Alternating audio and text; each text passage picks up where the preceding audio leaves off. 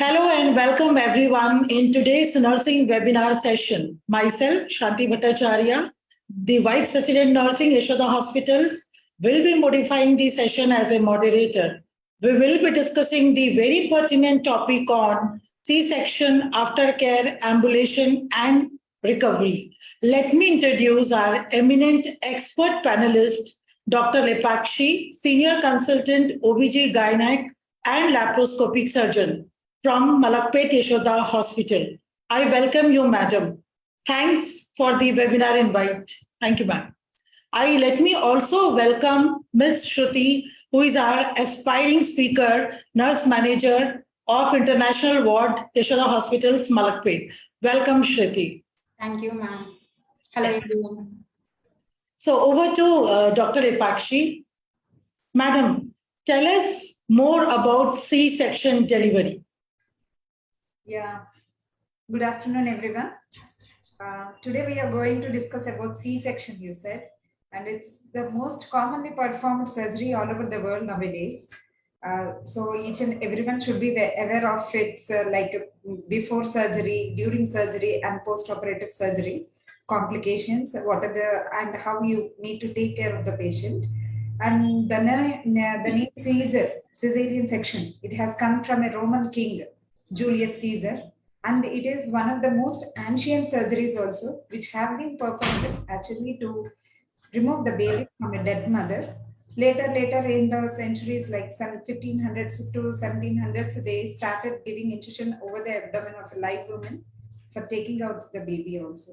But nowadays, in modern obstetrics, everything is like a cesarean section is painless, and the post-operative care has also been increased a lot. And so everyone is feeling like, okay, whether it is normal or cesarean section, we are going to deal with the same amount of pain or sometimes painless. Over to you, Shruti. Thank you, ma'am. My name is Sruthi, working as a nurse manager in International Ward, Yashoda Hospital, Malakpet. First of all, I will say thanks to management for giving this opportunity to me. Now, I would like to present on case presentation on LSES, means lower segment cesarean section. Now we'll discuss about the definition. It is a surgical procedure that permits delivery of the infant through incision in the abdomen and uterine wall after the 20th week of pregnancy. Next, we'll move to indications of LSES. The main indications of LSES is breech presentation, other malpresentation, baby face, brow, buttock, foot, shoulder.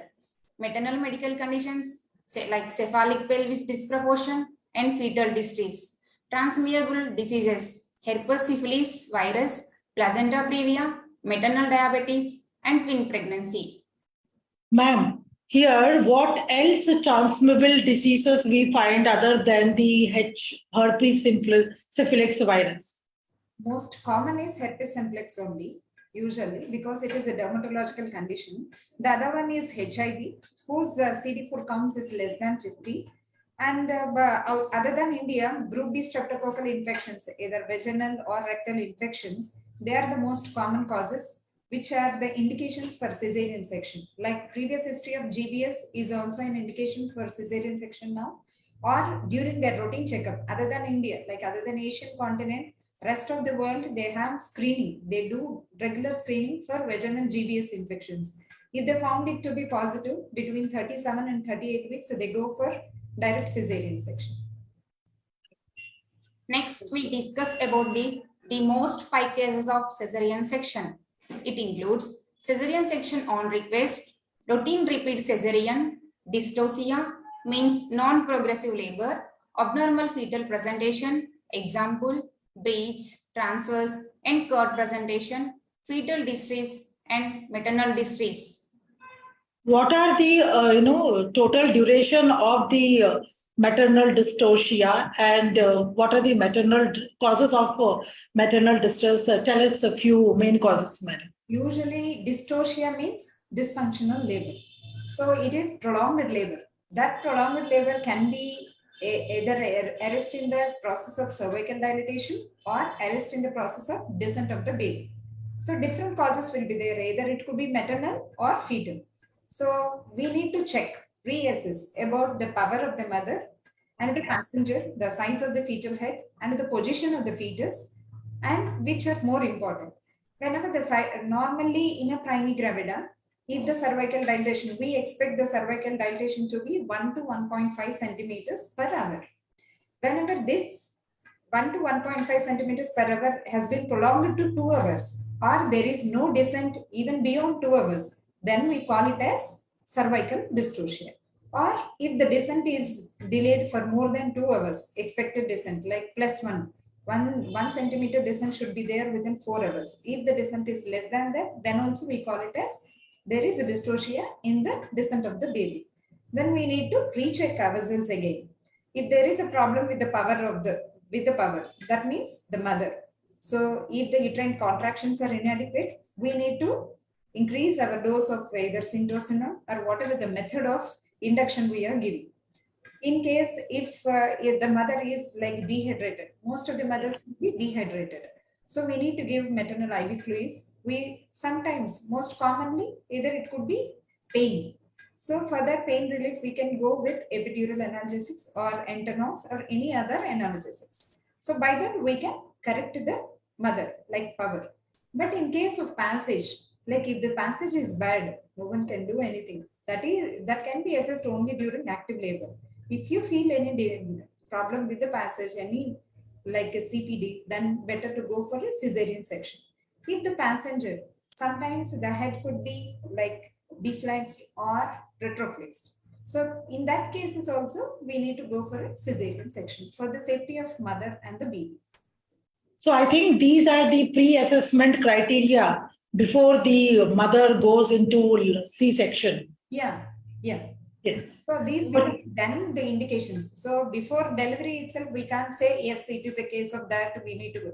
Contracted pelvis is very rare in these days. So usually cephalopelvic disproportion is common, which can be assessed only during labor. Okay. Next, we'll discuss about the fetal positions and presentations. It includes cephalic, breech, oblique, transverse, and curved presentations. Positions means vertex presentation and breech. Coming to risk factors. The most risk factors are pregnant persons, baby, and future pregnancies. Now we'll discuss about pregnant persons. Pregnant persons, infection, blood loss, bladder or bowel injury, amniotic fluid embolism, and reaction to anesthesia. Coming to baby risk factors. Altered immune development, chance of developing allergies and asthma, reduced gut microbiome diversity. Coming to future pregnancies, need for further C-sections, uterine rupture, placenta problems, ectopic pregnancy, stillbirth, and preterm birth. Next, we'll discuss about the management. In management, preoperative management and postoperative management, both is there. Now we'll discuss about preoperative management. Preoperative management means before going to surgery, which type of care we are giving to patient. That is preoperative management.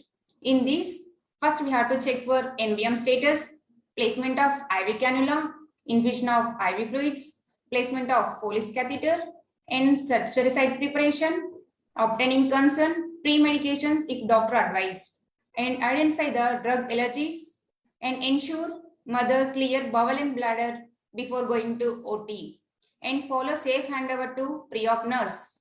Here, I would like to ask, as Sruthi was presenting the prior slides, that the mother might experience the reaction to the anesthesia. What could be the reactions and whether it is resolved within the hospitalized days, or does mother experiences these delayed effects after she gets a discharge or goes home? Yes, actually during spinal anesthesia, it is a regional block. So during spinal anesthesia, the first most common one is the allergy to the drug.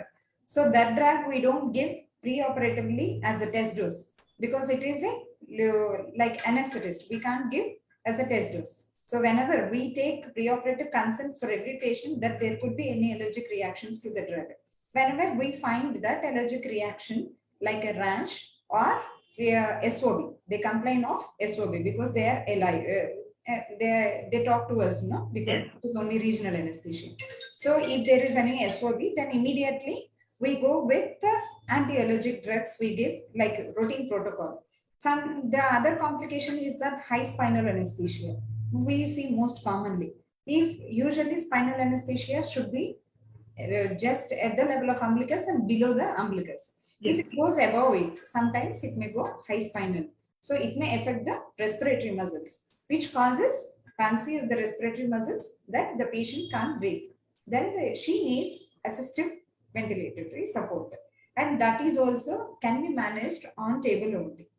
In case of severe high spinal anesthesia or respiratory distress, we may ventilate her post-operatively, but that can be also corrected within 24 hours after delivery. So long-term effects in the immediate post-operative period, they may have, some people may have spinal headaches. These spinal headaches can be reduced by proper preparation, like as Ms. Shruti said, no, pre-operative IV fluids and stabilizing the woman and good preparation of the bowel. These things will reduce the amount of post-operative spinal headaches. But still, if the patient had the spinal headache with good number of IV fluids, caffeine, and little bit of analgesics for about 2 to 3 days will make them subside. Long-term effects are usually rare. They are, but it's a myth that after spinal anesthesia, they have back pain. But that back pain could be there even she delivers vaginally. That is because of the lordotic posture of the woman during pregnancy. It's not regarding anesthesia. I think that is the wrong myth that everybody says after the post cesarean, then they develop chronic back pain. Yes, but because of the lordotic posture during the pregnancy, they may have. And during labor, what happens is in a vaginal delivery, that lordotic posture, that spine will get corrected. But in cesarean section, that won't get corrected because they doesn't have any pain. So these people may have usually get relieved by simple exercises itself. Okay. So during when we receive the mother from the OT operation theater, what is your what is your message to the nurses? What position they should keep the mother?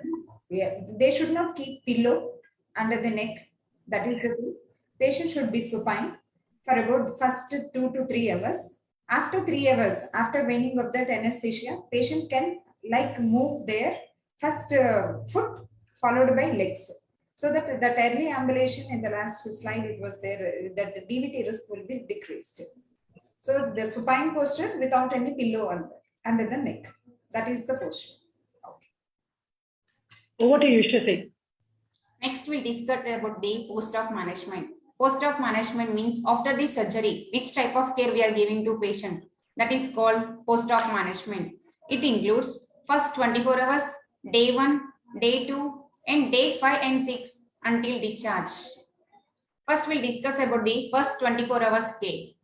It includes observation for 6 to 8 hours is very important, vitals checking and monitoring, pain control and assessment, administration of IV fluids, and strict IV chart maintain, oxytocin and prophylactic antibiotic, assessment of surgical site, ambulation, baby is put to the breast for feeding after 1 hour of the delivery.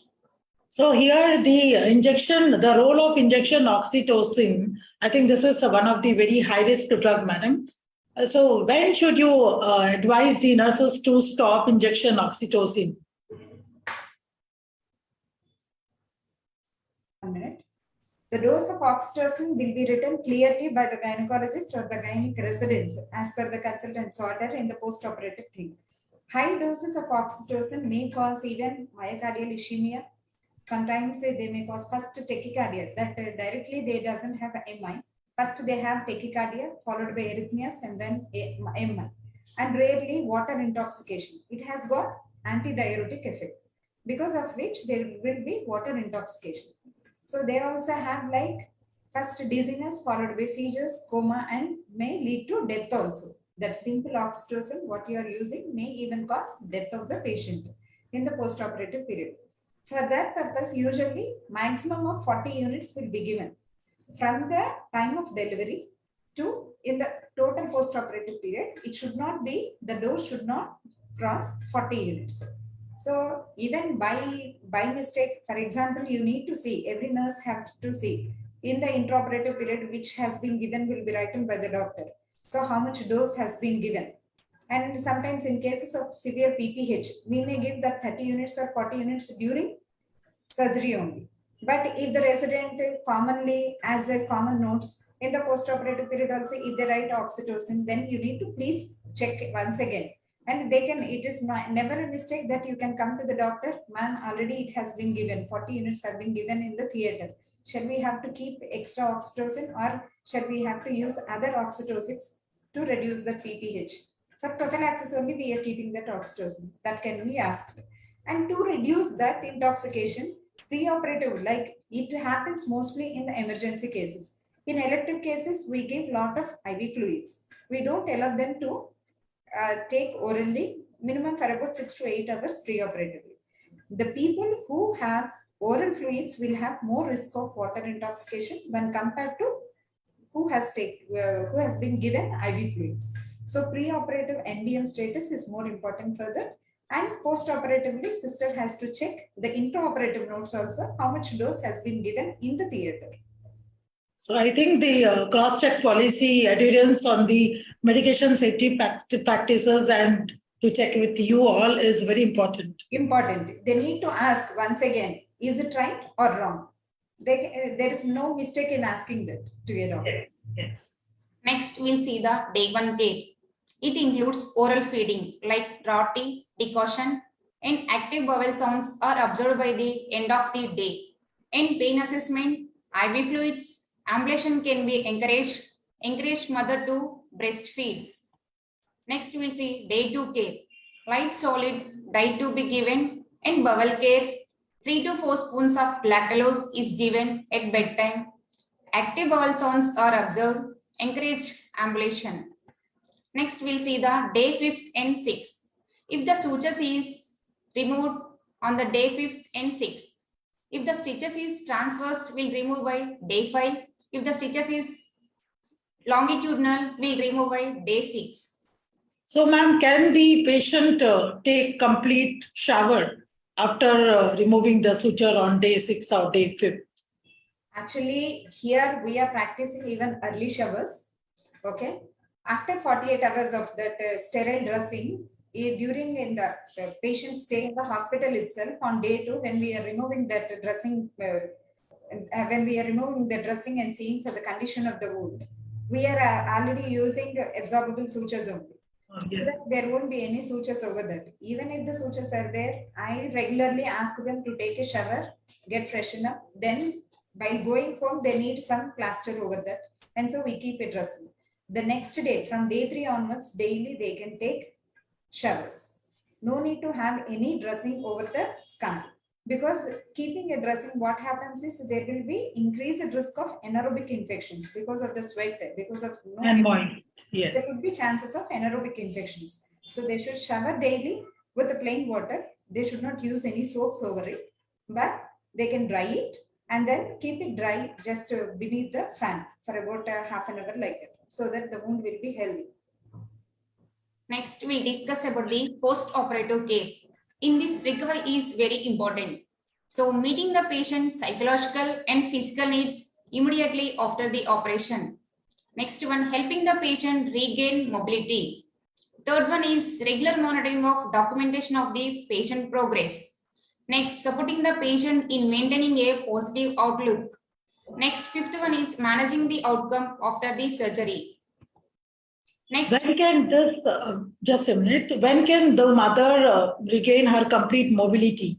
Like as she, does she need to go to home and do some sort of exercise when she can squat and activities of daily living can she perform? Usually after 6 weeks, after the postpartum period, 6 weeks after the delivery, she can become normal. She can do all the works as pre-pregnancy. But she has to start her postpartum exercises also from 6 weeks onwards. Then only she will regain her strength, or otherwise it may take 3 to 6 months for them to regain their strength. But it is advised that after 6 weeks, she can do all the work as pre-pregnant. Now we discuss about the post-operative complications. The post-operative complications include maternal as well as fetal. Maternal complications again divided into immediate and remote. Now we'll discuss about immediate maternal complications. It includes postpartum hemorrhage, means severe bleeding after the surgery till 24 hours. Next, shock, post-anesthesia effect, intestinal obstruction, DVT, wound infections. Those are all the post-op complications, immediate post-op complications. So what would be the DVT prophylaxis during the post-op period? We usually start DVT prophylaxis even from intraoperative period. Intraoperatively, we use DVT stockings for every woman because pregnancy itself is a high risk for DVT because of thrombosis. Okay. So intraoperatively, we use stockings for every woman, every pregnant lady. Postoperatively, early ambulation is the first fundamental. And later, after 12 hours, if the pregnant lady is obese, if the weight is more than 80 kilos, then we are giving, like if the surgery is prolonged more than 2 hours, or if she had any other risk factors like diabetes, hypertension, or she can't ambulate her limbs, means then we start with flexing, 40 milligrams subcutaneous, 12th hour, like every 24 hours, once a day, until her ambulation, until she ambulates well on her own. So any condition where the DVT is contraindicated? Yeah, in a woman if with a bleeding diathesis, like if there is severe preeclampsia or HELP syndrome with very low platelet count of less than 50,000, then we can't give, like we don't stop DVT prophylaxis, but we don't give antiplatelet agents like flexing or heparin. Okay, but rest of the things like DVT pumps and that air bed and stockings and ambulation will be continued. The only thing is that we stop heparins in case of bleeding diathesis. The rest of the things will be continued. We'll discuss about the discharge. The patient is discharged on the day following removal of the stitches if otherwise fit. And a baby's vaccination is administered. Patient may be discharged minimum 3 days and maximum 7th day post-operative days. And plan of care at home for the mother as well as baby explained. Next, we'll see the discharge instructions. In this, general postnatal care, wound care, future births, and postpartum depression. Thank you. So, ma'am, these contraceptive pills or devices, are they very safe enough for the reproductive age of women's health? Yes, they are absolutely productive. Usually for a postpartum lady, we don't prefer combined oral contraceptive pills. For example, if it is only for spacing of pregnancy for a nulli gravida, if she is not pregnant now, she is not lactating, then combined oral contraceptive pills are the safest drugs unless until they are contraindicated. Nowadays, the incidence of PCOD has been increased, irregular periods have been increased. So by using this oral contraceptive pills, what happens? Combined oral contraceptive pills, this will be a treatment for that irregular cycles, PCOD, and after stopping the drug, the return of fertility will also be very good when compared to not using anything. So using combined oral contraceptive pills is the best thing. And in a postpartum period, we don't suggest combined oral contraceptive pills. That estrogen should not be given to the lactating mother. And also because of risk of DVTs, first thing. So we give progesterone only pills, and IUCD, copper T, is the best contraceptive advice can be given to the postpartum period. Okay. And injectable progesterones are there, which can be given every 3 months. So single shot every 3 months. So that will be accepted by many of the women, but not more than 3 injections can be given because return of fertility will be decreased with injectable progesterones. Okay. So thank you so much, ma'am, for your very, very valuable instructions on the today's topic. Thank you. And thank you, Shruti, for the very well presentation. And let us stay connected again for the very pertinent topic, which will be coming up on every Thursday, 3 p.m. Until then, thank you. Thanks, everyone. Thank you so much. Thank you, ma'am.